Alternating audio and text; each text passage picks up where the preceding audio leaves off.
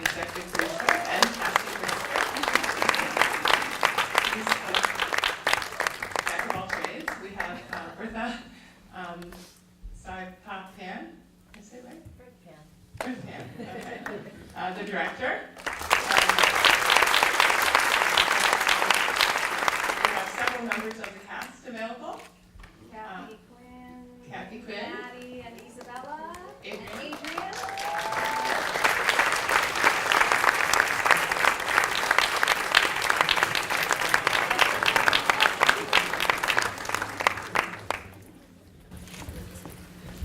Before we start, just indulge me. My father's in Florida. He had to go back to Florida, so if we could just all say hi, Jen's dad,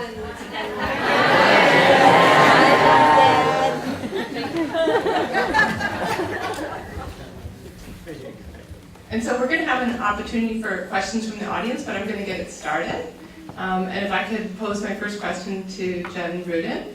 Can you tell us a bit about the inspiration and the origin for writing this amazing Sure. film? So many of you know that I went back to grad school in my 40s to get my MFA in dramatic writing at NYU. And most of the scripts that I've been writing were about agents and child actors and stage moms and like stuff that I could write in my sleep.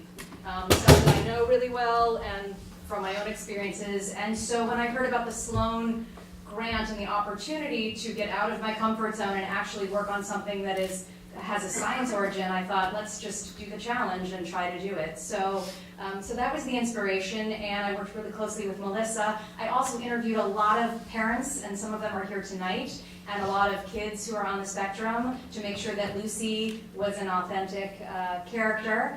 And so I finished it, and then found out I received the award, and we decided to use some of the wonderful grant money to put together this short film, which is also a proof of concept for a full series. So the script that I wrote is for the full series, along with a treatment and a Bible and all of that, and this is just a short film to give you a sense of what these characters would be like if they were on, every week on Amazon or ABC or Netflix or something. So.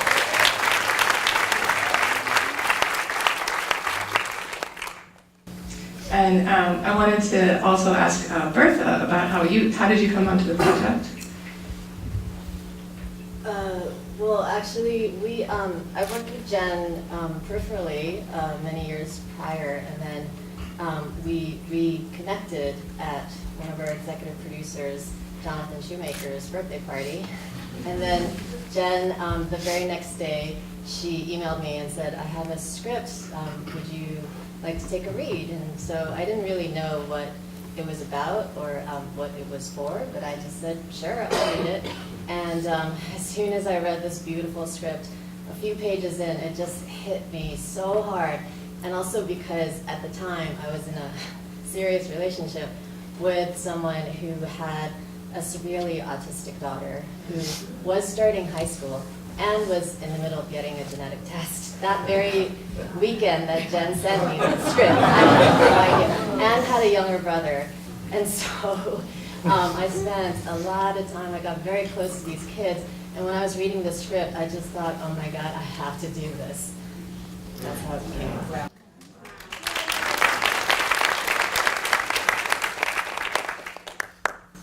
And I just wanted to say a little bit about what it was like to be behind the scenes too. I was blown away by the script as well. And then I had no idea how many iterations of a script there would be. I feel like the entire story, the core of the story is there, and like everything else changed. Yeah, Lucy there was so much going on in the script that Melissa originally read, and Melissa said, let's really narrow it down. Like, let's focus on the core issues here. So some of the other stuff can be in season 1 or season 2, but we really narrowed it down. Absolutely, and then to see, any suggestion that I made, a book to read, a film to watch, anything that was going to describe autism and what it's like for kids and families, I feel like you dove so deep into it, which was just amazing, and was so respectful of the families and their experience, which that was the part that was so important to me. you know, and you were watchful that Dr. Susan wasn't a horrific character like many. Thanks for that. So I wanted to ask the cast too about what was your experience like in being a part of this film. I don't know if anyone has something they really wanted to say.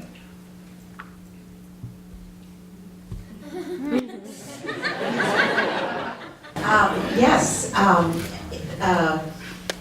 You know, I kind of never know what I'm a part of until I see it, and I thought this was very beautiful and maybe something that more people need to see, because I think we need to come together more, and I love the idea, the concept that these two sisters will play the same role in a play, and that feels really important to me, and mainstreaming feels really important to me. And my son, who's 12, goes to PS3, and PS3, or went to PS3, he's now in middle school, but they mainstream all the time.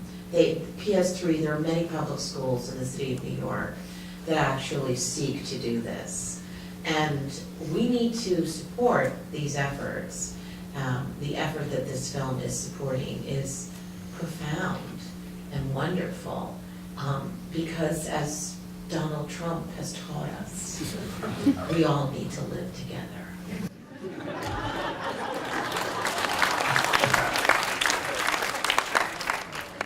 Yeah, I agree.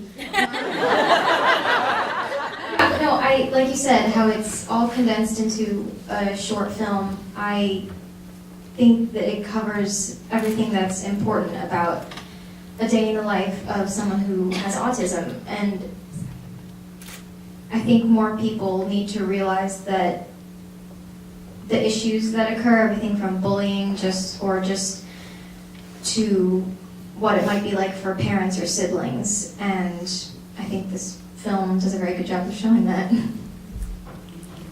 Hi there, I'm Quinn. Yeah, this film, when I first got the audition for it, reading it, I kind of had like a Bertha moment there. I felt like it was so perfect that I got this script, because I have grown up, my best friend, his name's Sam, he's a twin, and his twin brother has autism. And so it was just crazy to me to get this script and to see it, and reading it, it's everything that goes on in their life. Because it's a challenge. I think so many people, you don't even scratch the surface when you look at just the child that autism is affecting. It's their family members. It's the challenges they go through every single day. And it really, just reading that script, I thought it embodied everything that it's about. And it was just very important to me to get to do something like that and to be a part of something so special. Because spreading awareness of this is important. Because so many people, they aren't familiar with the characteristics that go along with autism. And so they never know how to treat kids with autism, or even adults with autism. And so just spreading more awareness about this, to have people like Jen and Bertha who are so dedicated to doing that, it's amazing. Before Maddie and Adrian speak, I want to say two things. Our star, Zoe Coletti, is in Canada shooting a movie, but I just want to have her father wave hello because he's here.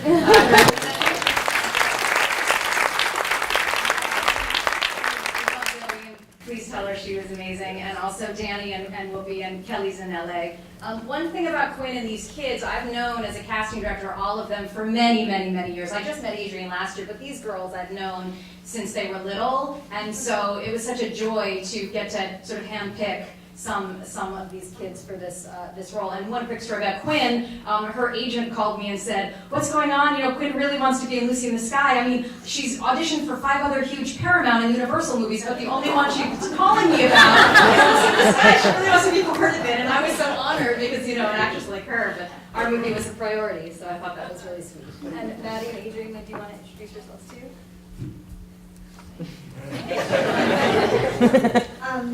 I'm Adrian, and I think I really enjoyed Lucy in the Sky, the film. And as soon as I got this script, I felt like I liked it. And then it was hard. Like, oh, I want this. And then, like, I I just wanted to practice it so bad. And then as soon as I walked out of that room, I was smiling so happy. And I didn't even know if I got it or not, but next thing you know, I got it.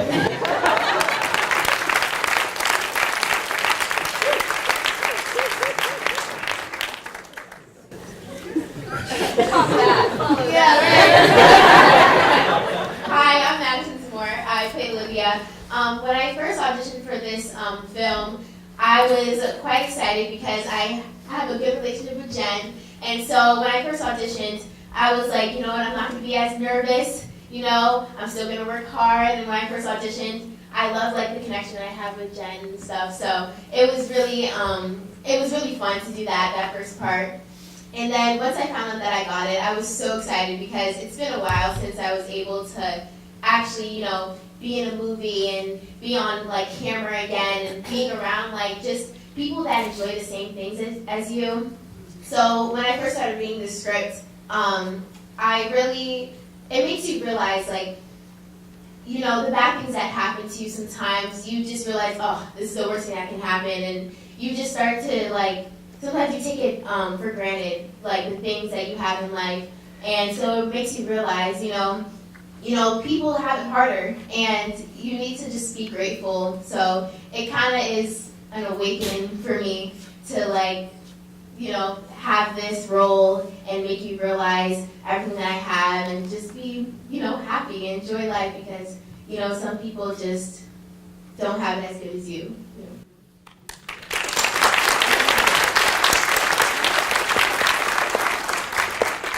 And I think we can take questions from the audience now. So, do we have some questions out there? Do we have a mic for them? We don't have a mic, but you can all project for the... So it's in the back, yeah? Yeah. This is a question for Quinn. What was it like filming with Whoopi Goldberg? Did you know way in advance? I was so excited. Like when I found out she was on there, I watched Stranger Things before, of course it's Whoopi Goldberg.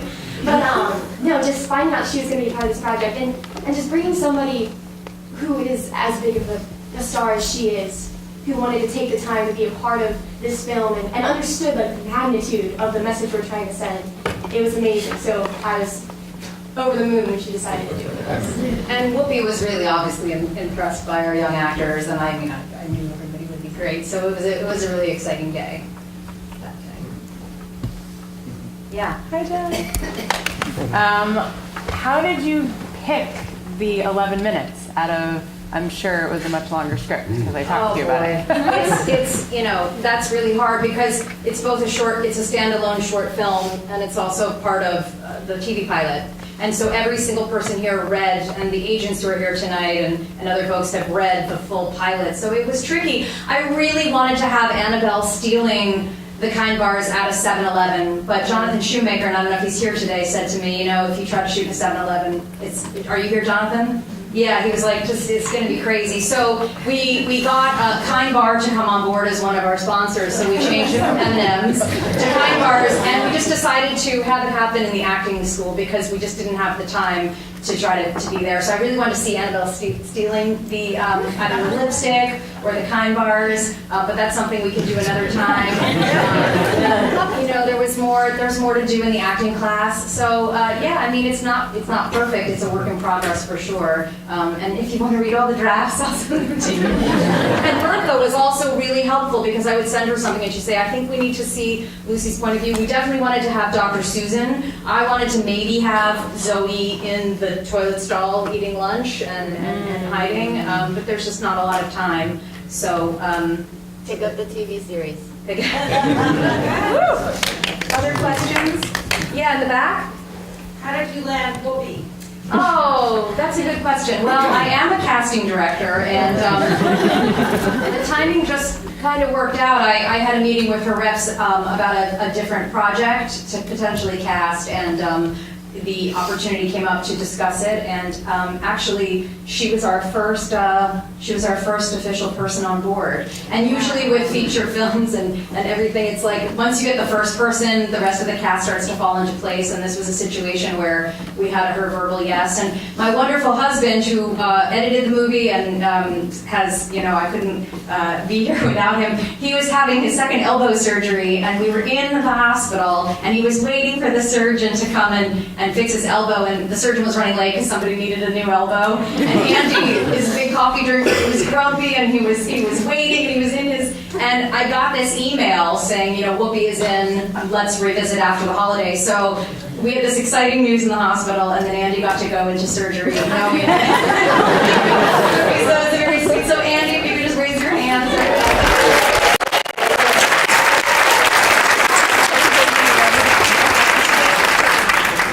Other questions? Yeah.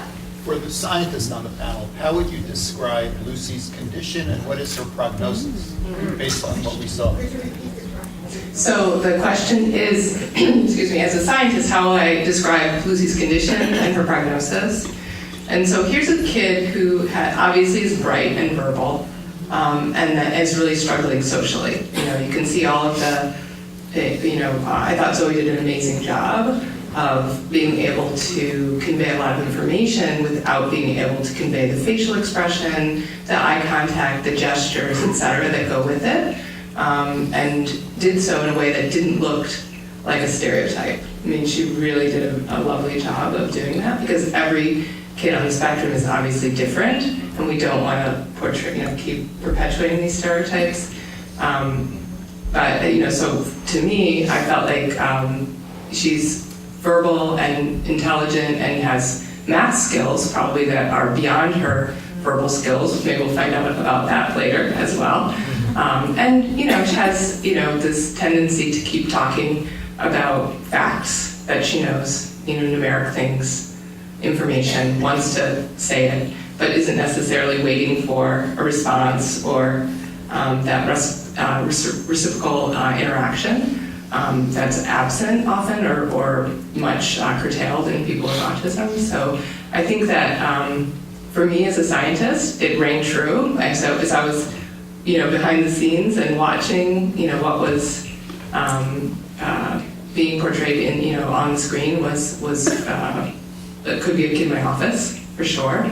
And so as far as prognosis, it all depends on, I would think that, if you think about the resilience of a kid, they have, the I am, I can,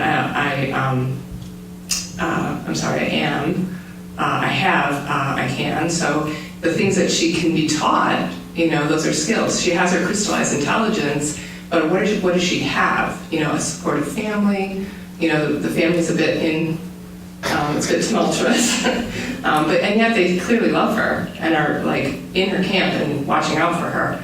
And she has a treatment provider, and now she's going into a mainstream school. So this means that, going from a specialized school to a mainstream school, you must have graduated and felt able to do that.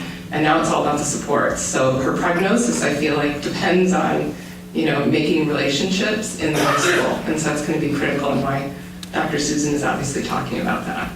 One of the things we focused on, certainly for me, is that she has certain food issues. One of the moms I spoke to, who's not here, said that her son for a couple of years only ate ethnic food. And so that's why she's eating Indian food and she wants Vietnamese food, and that's her thing. She's scared of the bread. So she's focused on food and the chicken and all of that, and the facts about the chicken. So that was the one area we chose to focus on. My sister used to hold the bread up when I was little and say, "You're afraid you're going to fall through the holes." So, so I had to put that in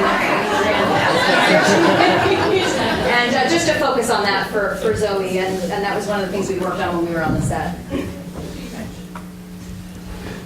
Other questions? There's lots going on. How about right in the middle here? So, as we watch your career blossom, Jen, which role did you like the best? Writer, casting director, or producer?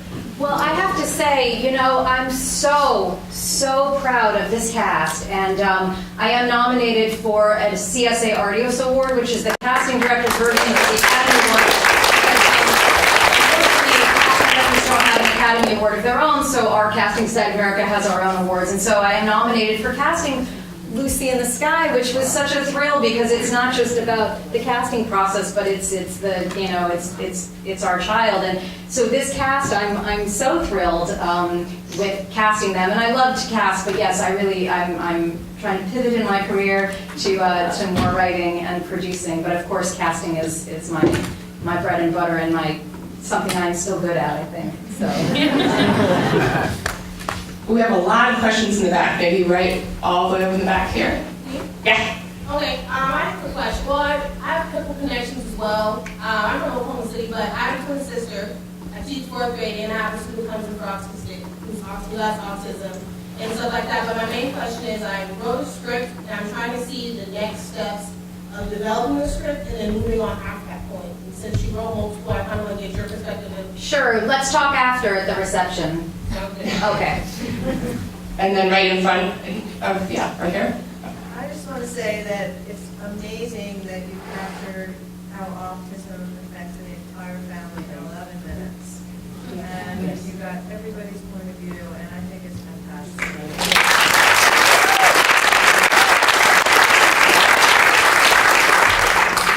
And back right here in the back. Hey, Jen. Hi, who is that? Tracy. Oh, hi, Tracy. Tracy, one of our executive producers. And also, if I can also signal Ramona Gwynn, one of our executive producers, these two beautiful ladies. Very odd mothers.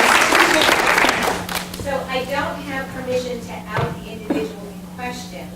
And since the individual is in the audience, I'm giving him the opportunity to out himself if he wants. But can you comment on whether or not you included anyone in your crew who was on the autism spectrum? Yes, that's great. So we have a post-production apprentice who is an editor who came up and helped us out.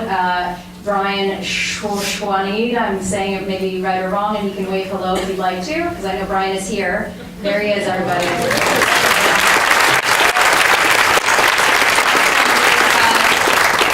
A really amazing editor, and if you need to meet him afterwards, he'll be outside. So yes, we did, for sure. In the back? Jennifer, is Weaver? Yes. Actually, that's sort of a follow-up question. Did Zoe actually spend time with, like, she was so good and so real, did she spend time with real girls? Maybe we can ask Zoe's dad, huh? About her research process? I mean... Yeah, I think she studied other performances, and then we have several family friends that have been affected by autism, and so I think she did some interviewing of some parents. We actually have some friends that are based in Arkansas that have a whole organization that provides respite for families who have adult and minor age children with varying disabilities. So there was some connections there, personal friends. So yeah, that was. And then Zoe's older brother, Ian Coletti, is an actor too. And here's this audition story. I'm not stalking CESG, the agents are here tonight, but I'm like emailing over the weekend, where's Zoe's tape hasn't come in yet, what's going on? And Mallory said, okay, it's coming. So the story I heard was that Zoe had a lot of things to tape for, and it was Ian who said to her, we got to do this one right now. We got to do this right now. He read with her and made really a sensational audition tape. And so, yeah, he wants credit. In front of large people. Yeah. This is a comment for Quinn.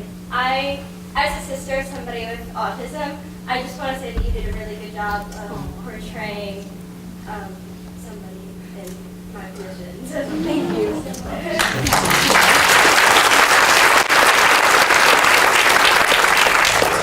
And one in the back. So I just wanted to give a shout out. The sound quality was indicative, I think, of kind of the overwhelm of sounds that people on the autism spectrum can get. So whoever directed that to me rang true for what Zoe's doing.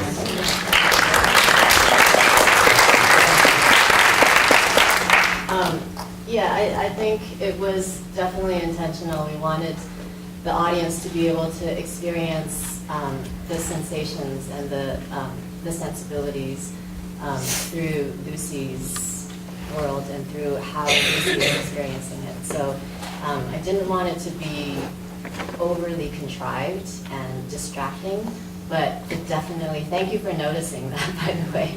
And so yeah, we wanted it to be just subtle, just between the sound design and also the score, the music, and even the color palettes. And then fortunately, we got to work with an amazing sound designer and a location sound mixer and a boom guy. All of these guys have worked with me on a lot of jobs and do much bigger shows, but came on with us. So thank you again for noticing. Do you think this would make a great TV show?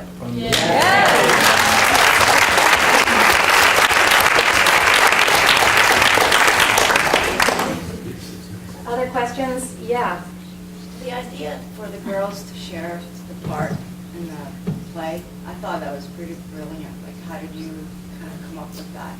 I'm kind of fascinated with twins. I wish I was a twin, because, and of course I love my sister Eve, who's there, but I think as a child actor I wanted to be in the Doublemint gum commercials and all those girls chewing gum with their sister. I'm fascinated with twins, and actually I'm working on a current project that cages over here at the NYU Episodic Lab, where there are twins as well, but more on that later. You know, in one way, it would be great to have one actress play Lucy and Rachel. That would be really exciting. It would be expensive. They're fraternal twins in this. I don't know, The Crucible, you know, it's a fascinating play, and, you know, the meta thing. I mean, it's just, I've been around a lot of acting classes in my life and all of that. So that was my idea, yeah, to have them share the role. So more, and you'll see that in season 1. And also to talk a little bit about Kathy and the mom, you know. Kathy's, well, maybe you could talk, in my mind, her world is really starting to change because she spent her entire life taking care of Lucy, and now Lucy's sort of on her own, and so Kathy's character is going to undergo some of her own, what am I doing, and what do I do now that she's gone, and so that's some other stuff too, and maybe if you want to talk a little bit about playing the mother. Well, I definitely eat whatever is thrown out. I'm a parent, so I guess that's a prerequisite of parenting.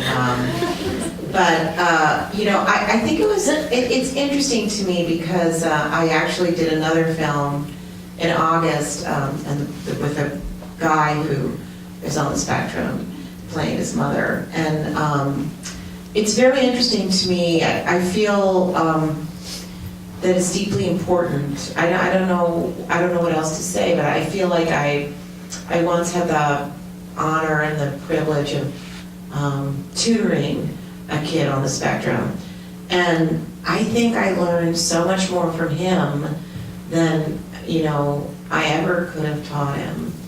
And so that, you know, I think as a mom, maybe, you know, she gets a chance to see her child in another way. And, you know, I think there's so many levels of being, and this is not the only plane. And I don't mean to be weird, but, I mean, I do live in the West Village, but, you know, I just really believe that if you've ever spent time with someone who's on the spectrum, you'll see that it's kind of this beautiful interaction. And I think it's heartwarming. And you know, you see parents sometimes, and I'm amazed by these parents. I'm just, you know, I'm leveled by how good people are, you know. Time for a few more questions. In the back, yeah? Hi. What was the origin for the name Lucy in the Sky for the movie? Well, I think Dr. Melissa will remember that originally, and Andy will remember too, Lucy was into space, into the stars. And so my husband got out his astronomy books, and we were looking at all of that. And so that was going to be her fascination, for she was really consumed with space. So I think that's where it came to me. I always do love the name Lucy. Then she wasn't consumed with space. It was going to be like the social media aspect and using her phone to try to videotape her conversation so she could later watch them and see how she interacts with everybody. So it became more about the social media component. So that's the name of the movie, at least at this point. And I have a Google alert set for Lucy in the Sky, just in case anything's happening. But of course, all of the Google alerts are about the Beatles songs. It's happening in like random places. So, but I do love that name, and it's if you look at Zoe and her and those Mr. Coletti, those just incredible eyes telling this story, and her freckles, but mostly those eyes, and you see her looking up in the picture we have that we've been using. It's her, you know, and her journey, and that's what the story is about. So. My favorite scene is the conversation between the parents in bed when she says, "When will you stop acting?" And I don't remember the character's name, as though the one is your only daughter, or as soon as you start acting like Lucy is your only daughter. So that felt like a real insight that probably came from conversation with parents of children with autism. And I'm wondering if that was more than one conversation, if you heard that repeatedly, if that was kind of one interaction, and where that dialogue came from. I actually didn't. I did hear a lot about food from the parents and about that is that. And listen, I'm not a parent. I'm a step parent of grown-up girls. One who is here tonight, Rachel, if she wants to raise her hand. I'm not a parent, but I for some reason was thinking that sometimes it seems to me parents choose their favorites, and so in this situation, that's what I thought might be happening between Dan and Ellen. And also Dan favors Rachel until she says the mean thing about being a lawyer, and that's not, you're making half the money. So even Rachel turns on him as well. So thus he goes to his bourbon, as we all do. But no, that was something I was thinking about parents and how it changes. And Kathy's a mom, and my husband is a father. So speaking a lot to my husband Andy about parenting and having 2 kids, and then that's where that came from. Yeah. Quinn. Yeah, and for me, knowing someone who, like I said, 2 brothers who one has autism and one doesn't, seeing their parents, you have to find like that happy medium, because Will, the one with autism, they want to give him all the support he needs, because he needs a lot of it.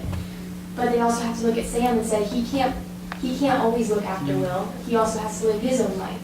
So I think definitely like trying to find that happy medium was shown in the film with those 2 lines. I loved it. And Quinn, by the way, so I got, as a casting director, hundreds of auditions of some of my favorite child actors for all these roles. And rather than make, I went through them and watched them, and to find that fine line for Rachel, because she's 14, and she's a teenager, and she's got her girlfriends that are cool and hip and maybe do a little shoplifting. And but also to that dynamic of loving your sister, wanting to protect your sister, but also wanting to have her place at school and in the play and the drama, so that for Rachel too, and not to have her come off as bitchy and mean and snotty and all of that, because even though she's 14, she's a well-rounded person with lots of layers. And so Quinn's performance was really, as we looked, had so many layers to it that wasn't just that flippant teenage girl that I was.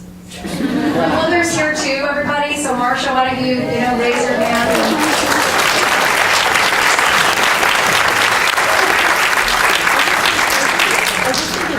Really, what I really think is important is that we so love both girls, and that we so understood. We got to be with them in ways that we don't always get to be with, teenagers, and that was incredibly meaningful to me. To be with each other is the object. To only connect, like E.M. Forrester said, right? Right? Isn't that who said that? That just feels really like I got to be with him in a way that, just we have to spend time with each other, and this is a way of being able to spend time with each other in a situation in which we not always would find ourselves. And I'm so grateful to spend time with these girls through this movie, through this series. through this TV show.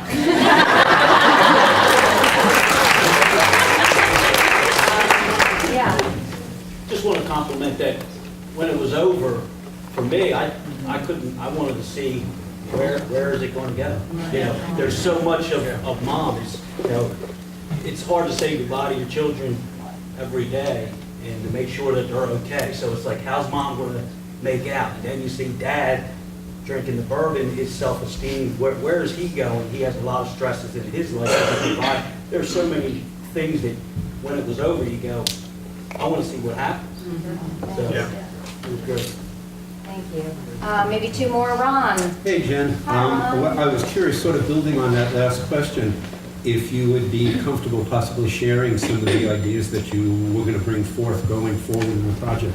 Sure. So the Sloan component of the genetic research study is definitely something that will happen. And in my mind, the mom does take Lucy into the city, takes the girls into the city, and when they're with Dr. Susan's colleague, Kathy's character has some time to revisit her old ways from, you know, being in her 20s. So there's going to be like that stuff happening. The marriage between the father, you know, their marriage is in some trouble. And that's apparent. You see sort of hints of that happening.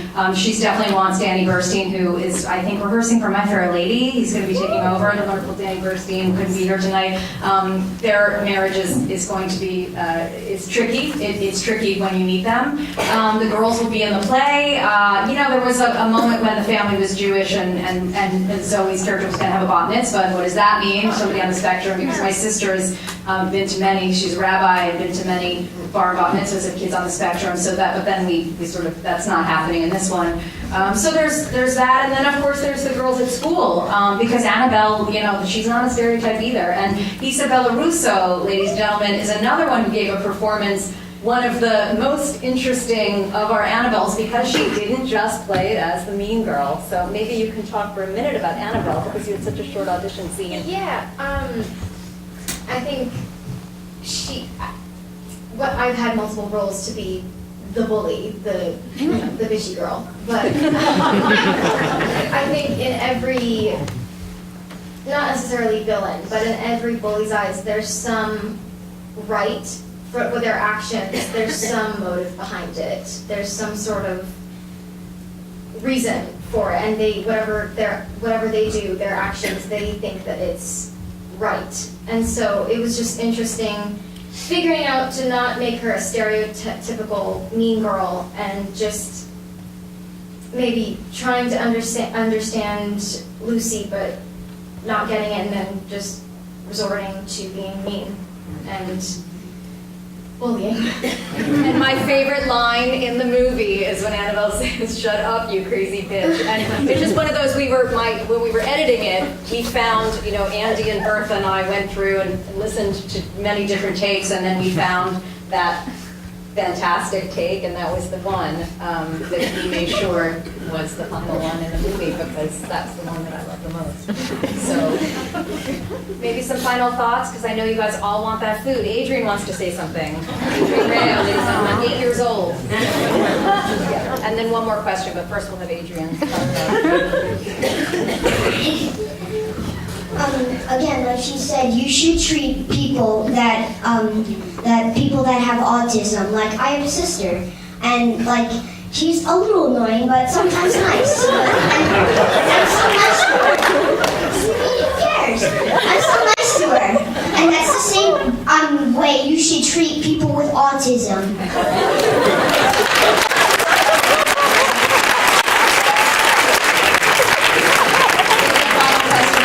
Melissa can wrap us up. The final question. Top that, ladies and gentlemen. One more. We have one in the middle here. One in the middle. Why 11 minutes? Who is that? It's Dana. Hi, Dana. I'm just curious if there was a specific requirement that it had to be 11 minutes, or why you chose 11 minutes. I think for this, because it wasn't the full pilot of Jen's original beautiful script, we wanted to excerpt and make sure it had its own beginning, middle, and end.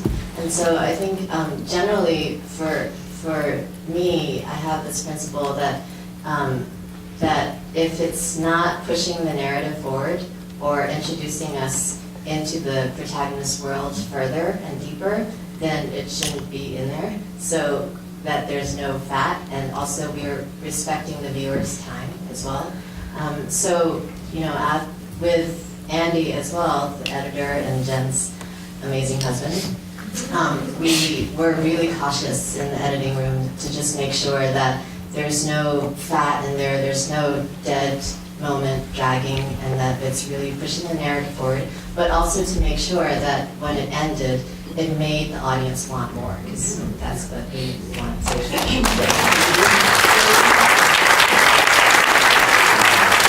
I just want to wrap up by saying thank you all for coming to this event. You know, this is part of our CAMS on Campus. CAMS is our Child and Adolescent Mental Health minor here at NYU, and it's, you know, designed to draw people into the field of helping kids who have all kinds of mental health needs. And so we are very much interested in promoting this film because it's obviously a very true depiction and authentic, and is, you know, you're also moved by it, and this is exactly, you know, what we would love to see, that this would become a pilot, a show, a series, everything that everyone's saying it can be. And I know I'll be watching, along with all the rest of you. So now we have some refreshments. And thanks, you guys, and so thanks for coming. And hashtag Lucy in the Sky Film is the Instagram hashtag, although Zoe and Quinn and Maddie, everybody on this table here knows how to do Instagram more than we do. But please enjoy yourself with some food, and thanks for coming.